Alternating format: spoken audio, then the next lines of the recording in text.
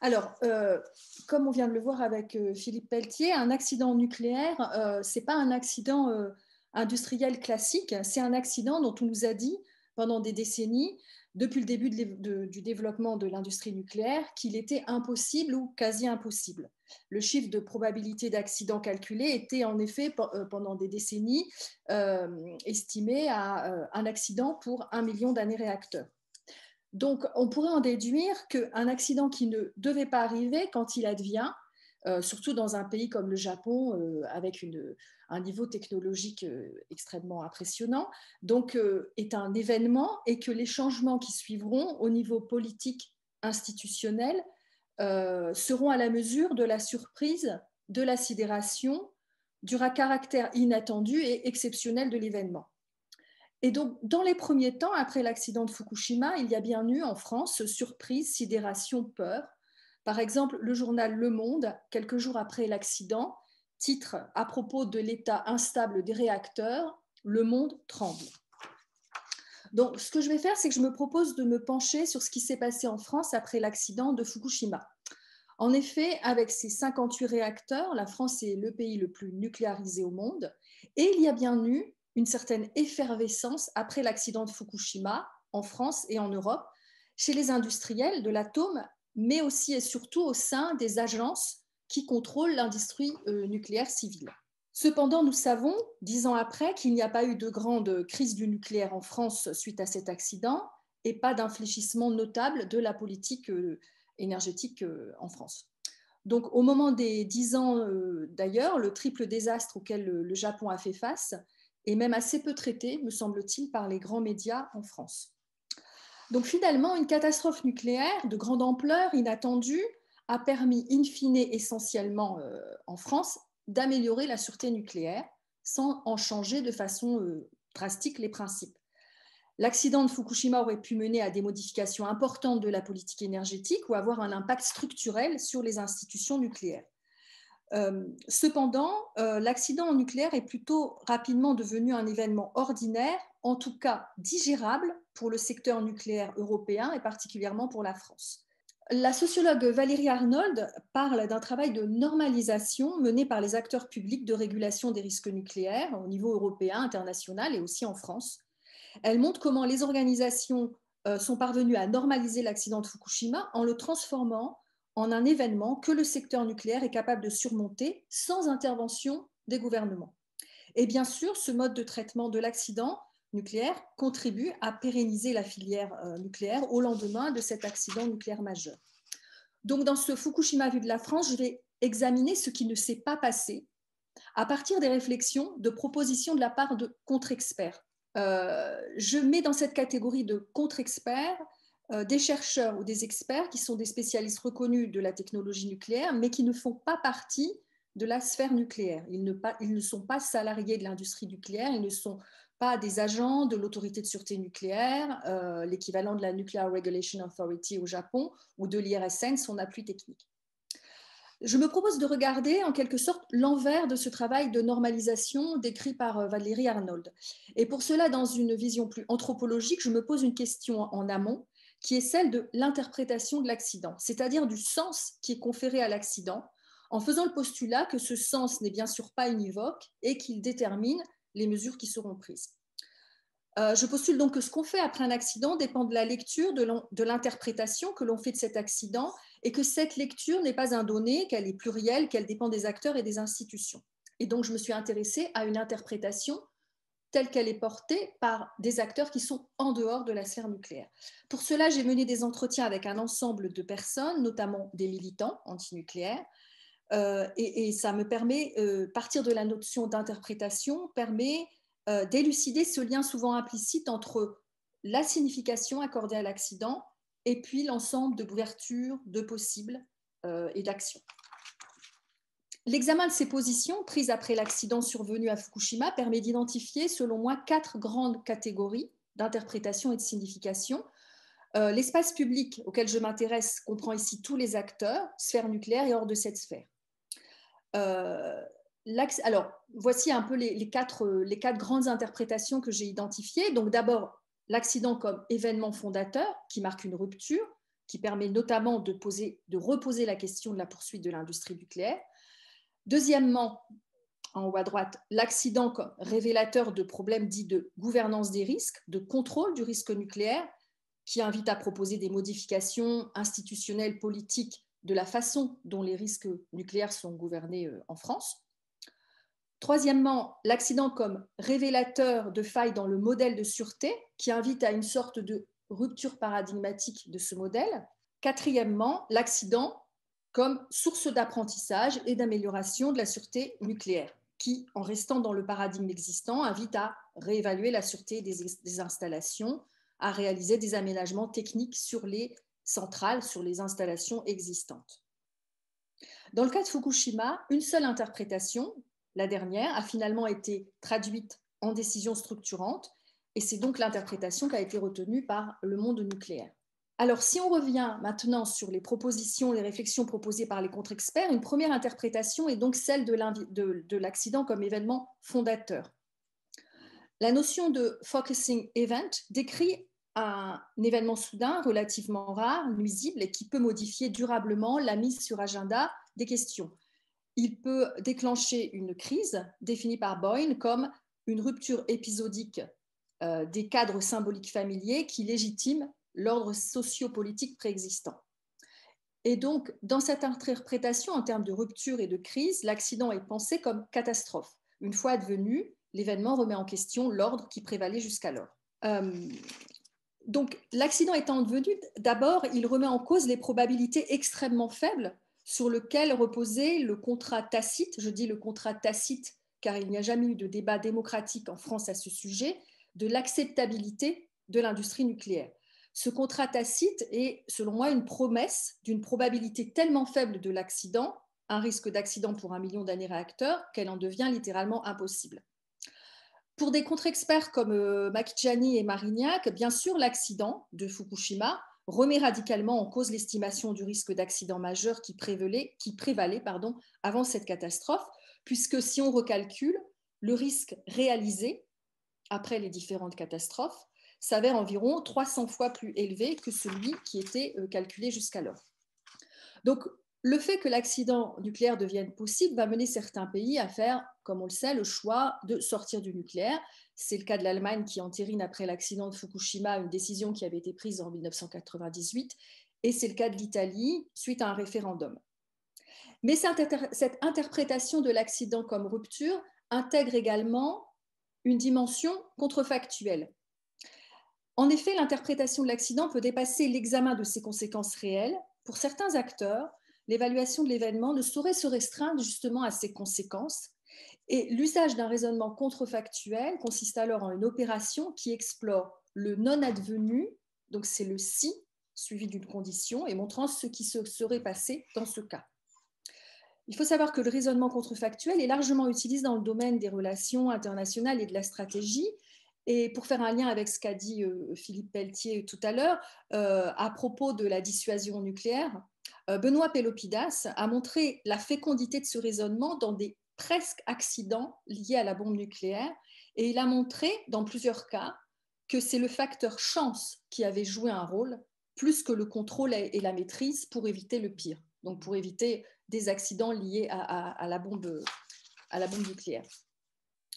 Donc, dans le cas de Fukushima, on sait que Naoto Kan, le Premier ministre au pouvoir au Japon au moment de l'accident, a témoigné de son sentiment d'impuissance et de désarroi dans les jours qui ont suivi l'accident.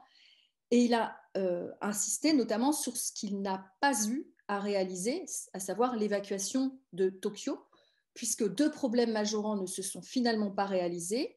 La contamination radioactive a été emportée vers le nord-est et a globalement épargné Tokyo. Et deuxièmement, le problème des piscines d'entreposage ne s'est pas terminé comme on avait pu le craindre par le dénoyage de la piscine du réacteur numéro 4.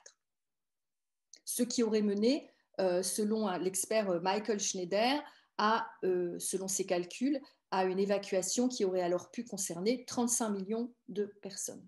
Alors, deuxièmement, autre interprétation de l'accident proposée par ces contre-experts, l'accident comme échec de la gouvernance des risques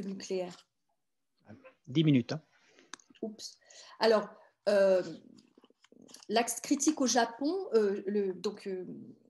donc, comme on le sait, au Japon, cette explication a largement été mise en avant pour expliquer les causes de l'accident, et diverses analyses, notamment celle du rapport parlementaire Naik, ont souligné les liens de dépendance de la NISA au ministère de l'Industrie avant l'accident. Donc il a été conclu que ce manque d'indépendance avait joué un rôle majeur dans l'accident de Fukushima, et d'ailleurs des réformes ont été entreprises avec la création de la Nuclear Regulation Authority.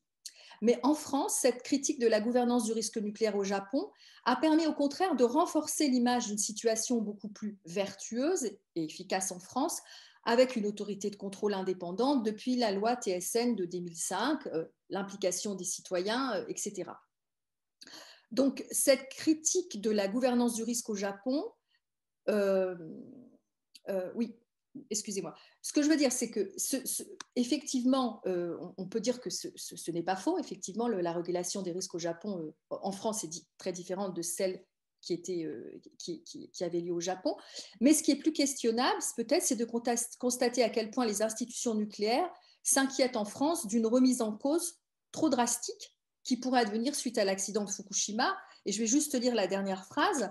Toute démarche qui tendrait à révolutionner ce cadre prendrait le risque, par une approche excessive, de mettre en péril l'opportunité réelle ouverte par Fukushima de le faire progresser. Donc, on voit bien que du côté des institutions nucléaires françaises, il semble important de ne pas opérer des changements trop révolutionnaires. De leur côté, par contre, les contre-experts, eux, avaient des propositions. Je vais passer rapidement au travers de ces propositions.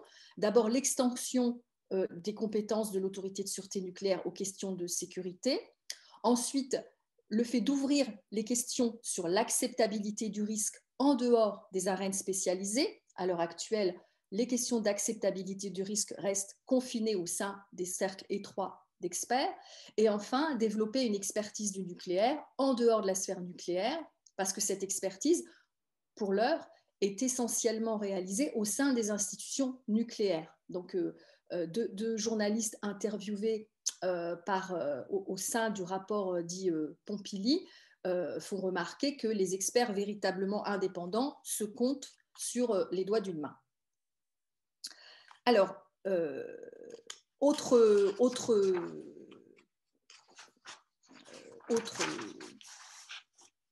interprétation, l'accident comme échec du paradigme de sûreté.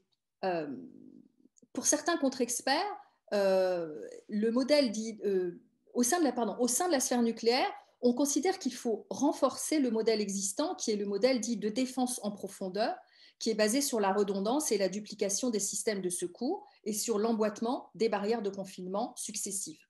Et la solution qui est proposée, qu'on appelle le noyau dur, consiste globalement à renforcer les structures et les équipements qui assurent les fonctions vitales pour la sûreté du réacteur, comme le refroidissement de ce réacteur, et à recalculer l'évaluation des risques sismiques et l'inondation. Par contre, pour les contre-experts, on pourrait au contraire considérer que l'accident de Fukushima a montré que l'ensemble de ces barrières, l'ensemble de ces barrières, et donc ce modèle de défense en profondeur, a échoué. Et il propose une approche tout à fait différente qui est de réduire le potentiel de danger. Et donc, je vais être rapide là-dessus parce que j'ai peut-être plus beaucoup de temps. Réduire le potentiel de danger, ça consiste plutôt à réduire à la source le danger. Donc, notamment, par exemple, la puissance des réacteurs, aussi l'utilisation du MOX qui génère du plutonium en cas d'accident. Et donc, il s'agit bien d'une philosophie sous-jacente très différente. Ce n'est pas une philosophie de la maîtrise du contrôle, c'est plutôt en amont une réduction du danger intrinsèque. Donc, la dernière interprétation, c'est celle qui a prévalu, qui a été retenue par le monde nucléaire et aussi par les organisations internationales. Et cette interprétation s'inscrit dans ce qu'on appelle dans le monde nucléaire l'amélioration continue de la sûreté. Donc, dans ce cas-là, on a effectivement réévalué des aléas sismiques suite aux évaluations complémentaires de sûreté, on a réévalué les installations. On a mis en place ce noyau dur dont je viens de vous parler, mais on a réévalué des aléas. On a obligé les installations à se préparer à des situations qui n'étaient pas prises en compte jusqu'alors, car jugées trop peu probables. Mais il faut remarquer que... Une minute. D'accord. 5. Alors, donc, ce que font remarquer les contre-experts, c'est que si cette solution a été retenue, c'est que sans doute la question n'a pas été posée au niveau politique, et que sans doute, si ça s'était produit avec un autre gouvernement, on aurait peut-être eu la possibilité d'ouvrir d'autres possibles. Alors, je vais tout de suite conclure. Si Hans Jonas avait considéré qu'on pouvait avoir une éducation à partir des catastrophes, hein, il n'a pas, pour lui, l'espoir résidait dans l'éducation par l'intermédiaire des catastrophes. Ce que Hans Jonas n'a pas explicité, c'est qui est éduqué par la catastrophe, qui apprend de la catastrophe et finalement qui décide ce qu'on apprend de la catastrophe. On comprend que pour Jonas, pour que la catastrophe nous éduque, il faut qu'elle ait conservé sans doute une dimension d'effroi. On retrouve l'idée de la peur comme un guide d'action, comme dans le principe responsabilité. Et donc, que l'accident conserve une dimension émotionnelle, intègre une dimension tragique qui peut mener à un scénario de rupture. Ce n'est évidemment pas ce qui s'est passé. Pour terminer, je pense que c'est... Oui, c'est ça.